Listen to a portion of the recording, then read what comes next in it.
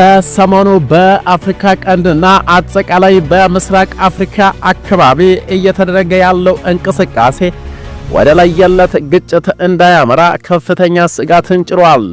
በቀጠናው የሚገኙ ጎረቤት አገራት ለተለያየ ዓላማ እየተቧደኑ ይገኛሉ። በመካከላቸው ንግድን ለማሳለጥ፣ ሌላ ጊዜ ሰላምና ደህንነት ሲያሰጋቸው ወይም ደግሞ የጋራ ጠላት ሲያስበረግጋቸው አገራት ጥምረት እንደሚፈጥሩ የታወቀ ሲሆን የሰሜን አትላንቲክ የጦር ቃል ኪዳን ኔቶ ጥሩ ማሳያ ነው። የሶቪየት ህብረት የወረራ ፍርሃት የዛሬ 70 ዓመት ኔቶ እንዲወለድ ያደረገና ሶቪየት ህብረት የቅርጫ ያክል ፈራርሳ 15 አገራት ስትሆን ኔቶ ግን አሁንም ተጠናክረው ቀጥሏል። በምስራቅ አፍሪካ ደግሞ ከጥቂት ዓመታት በኋላ ብቅ ያለው ህብረት መነጋገሪያ ሆኗል። የቀይ ባህር የትብብር መድረክ ይሰኛል። ለኢትዮጵያም በእጅጉ ያሰጋታልም እየተባለም ይገኛል። የዚህ መድረክ መስራቾች ሁለት ሀገራት ናቸው፣ ግብፅና ሳውዲ አረቢያ። ከእነርሱ ሌላ አብዛኞቹ የኢትዮጵያ ጎረቤት የሆኑ 6 አባል አገራት ይገኙበታል። ጎረቤት ኤርትራ፣ ሱዳን፣ ሶማሊያ፣ ጅቡቲ፣ ዮርዳኖስና የመን ናቸው። የመካከለኛው ምስራቅ አገራትና የአፍሪካ ቀንድ ተፈጥሮ አጎራብቷቸዋል። ከቀይ ባህር ማዶ ለማዶ ይታያሉ። በእርግጥ ይህ ቀጠና የማንንም አገር ቀልብ የሚስብ ከባቢ ነው። ለምን ከተባለ በዚህ አካባቢ ቅልጥ ያለ የንግድ እንቅስቃሴ ይካሄዳል። ዶላር በውሃ አካል ላይ የምንሳፈፍበት ቦታ ነው። በዓለም ላይ ከባድ የባህር ትራንስፖርት ያለበትና እስያ፣ መካከለኛው ምስራቅና አውሮፓ ሄደው የሚገጥሙበት ቦታ ነው።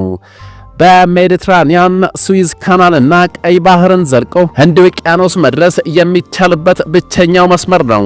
ታዲያ በዚህ ቁልፍ ቀጠና ኃያልነቱን ማሳየት የማይሻ ኃያል አገር ከየት ይኖራል? ለዚህ አንድ ማሳያ ትንሿ ጅቡቲን ምሳሌ አድርገን ብንወስድ የእጅ መዳፍ ያክል ከምትሰፋው ጅቡቲ ኩርማን መሬቷ ላይ እነማን ከትመዋል የሚለውን ማየት ብቻ ብዙ ይነግረናል። ፈረንሳይ፣ አሜሪካ፣ ጃፓንና ቻይና ቦታቸውን ይዘዋል። ህንድና ሩሲያም እግራቸውን ለማስገባት እየጣሩ ነው። የተባበሩት አረብ ኤምሬትስ፣ ኳታር፣ ቱርክና ኢራን በቀጠናው ባሉ ወዳጆቻቸው በኩል ቦታቸውን ይዘዋል። ሌሎችም እየቋመጡ ነው።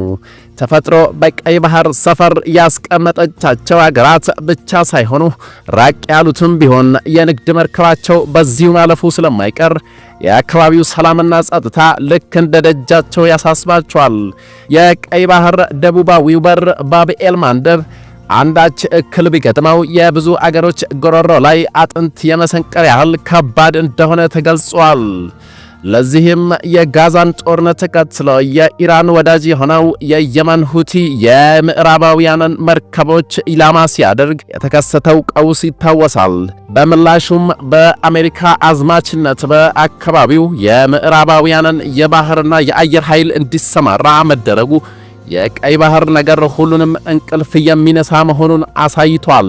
የሩቅ ኃያላን አገራት አካባቢውን ለመቀራመት የሚያሳዩት ፍላጎት በማገናዘብ ይመስላል የቀይ ባህር ኩታ ገጠም አገራት በጋራ ለመቆም እንቅስቃሴ የጀመሩት። ነገሩ ከላዩ ስታይ ከሩቅ የሚመጣን ጉልበተኛ አብሮ ለመመከት ያለመ ይመስላል። ምክክሩ እየጎለበተ መጥቶ በ2020 የቀይ ባህር መድረክ በግብፅ አጋፋሪነትና በሳውዲ አረቢያ አጃቢነት ተመሰረተ። በዚህ መድረክ ላይ ሁለት ቁልፍ ሀገሮች ገሸሽ ተደርጓል። እንዲያውም 3 ሀገሮች እስራኤል፣ የተባበሩት አረብ ኤምሬትስና ኢትዮጵያ ናቸው። ጠቅላይ ሚኒስትሩ ከ3 ዓመታት በፊት በተወካዮች ምክር ቤት በቀረቡበት ጊዜ አንድ እንደራሴ ከዚህ ጋር ተያያዥ የሆነ ጥያቄ አንስቶላቸው ነበር።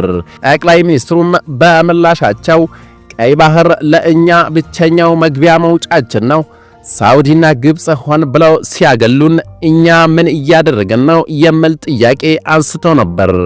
አንድ የፖለቲካ ተንታኝ ከሰሞኑ ለቢቢሲ በሰጠው ትንተና ይህ መድረክ ውስጡ ሲፈተሽ ጠንሳሾቹ እነማን ናቸው ብሎ መጠየቅ ግማሽ ምላሽን ይሰጣል ብሏል። ከጠንሳሾቹ መካከል ግብፅ ዋነኛዋ ስትሆን እርሷም በማንኛውም መድረክ ኢትዮጵያን ከዲፕሎማሲና ከኢኮኖሚያዊ ከባቢ ማራቅ ነው የምትፈልገው ብለዋል። ኢትዮጵያና ግብጽ የአባይን ጉዳይ ተከትለው በርካታ ተቃርኖ ውስጥ ያሉ ሆነው አንድ መድረክ ሊጋሩ የሚችሉበት እድል በሐሳብ ደረጃ ተነስቶ ከነበረም ልታከሽፈው የምትችለው ግብጽ እንጂ ሌላ አይሆንም። እንደሚፈራው ግብጽ ኢትዮጵያን ከቀጠናው ጂኦፖለቲክስ ተጽዕኖ የማክሰምና የማኮሰምን ጉዞ ጀምራ ከሆነ ይህ የቀይ ባህር ፎረም የመግቢያ ሽንቁሯ ሊሆን ይችላል የሚል ስጋት አለ። መድረኩ ወደ ጦር ቃል ኪዳን ድርጅት የመለወጥ እድል አለው ወይ የሚሉ ጥያቄዎችም ይነሳሉ። ስጋታችንን ከፍ ስናደርገው ኢትዮጵያ ቀስ በቀስ ቀለበት ውስጥ እየገባች ይሆን ወይ የሚል ጥያቄ ይነሳል። ዛሬ ሩሲያን ወደ ጦርነት ያስገባት አንድ ምክንያት ቢኖር በረጅም ዘመናት ውስጥ ቀስ በቀስ ከበባ ውስጥ መግባቷ ነው የሚሉ ተንታኞች ጥቂት አይደሉም። እነዚህ ተንታኞች የዩክሬንን ወረራ የሚነቅፉትን ያክል ላለፉት በርካታ አስርት ዓመታት ኔቶ በሩሲያ አንገት ላይ ሸምቀቆ እያጠበቀ መምጣቱ የአደባባይ ምስጢር ነው ብለዋል። እርግጥ ነው ኔቶን ከቀይ ባህር ምክክር መድረክ ጋር ማነጻጸር ስሜት ላይ ሰጥ ይችላል። ነገር ግን ኢትዮጵያም ግብጽ በጎረቤት አገራት ጋር በቀይ ባህር ላይ የምታደርገው እንቅስቃሴ የሩሲያ ነገር እንዳይገጥማት ማሰብ መጥፎ አይደለም። እስራኤል የቀይ ባህር አካል ሆና በዚህ የቀይ ባህር ፎረም ውስጥ አለመካተቷ ኢትዮጵያም የአካባቢው ተጽዕኖ ፈጣሪ ሆና ሁለቱ ቸል ሊባሉ የሚችሉ አገራት አልነበሩም። ዋናዎቹን የቀጠናውን ተዋናዮች ያገለለ የትብብር መድረክ መሆኑ የሚነግረን አንድ ነገር ቢኖር የአንድን አገር ህልም ለማስፈጸም የቆመ መሆኑን ነው ተብሏል። ወደ ጦር ቃል ኪዳን የማደግ እድል አለው ወይ ተብለው ሲጠየቁ የፖለቲካ ተንታኞችም ነገሩ ሩቅ ይሆንባቸዋል በማለት ተናግሯል። ሱዳን ቀውስ ውስጥ ናት። ኤርትራ ከዓለም የተገለለች ናት።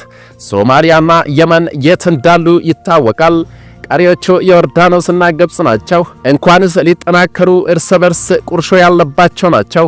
በአጭሩ ግብጽና ሳውዲን ማጀብ ካልሆነ እነዚህ አገራት ሌላ የረባ ሚና ሊኖራቸው እንደማይችሉ ተገልጿል። ጠቅላይ ሚኒስትሩ በእርግጠኝነት ኢትዮጵያ ወደ ቀይ ባህር ተጎራባችነት እንደምትመለስ በተደጋጋሚ እየተናገሩ ነው። የስብስቡ አባል የሆነችው ኤርትራ ደግሞ ሉዓላዊ ግዛቷን እንደማታስነካ እየገለጸች ትገኛለች። ግብጽ ደግሞ በሁሉም መልኩ ኢትዮጵያን ከቀይ ባህር ለማራቅ ጥረት እያደረገች ነው። በዚህ ሂደት ውስጥ የቀይ ባህር ትብብር መድረክ ሚናው ምን ሊሆን እንደሚችል በጊዜ ሂደት አብረን የምናይ ይሆናል። ሰላም።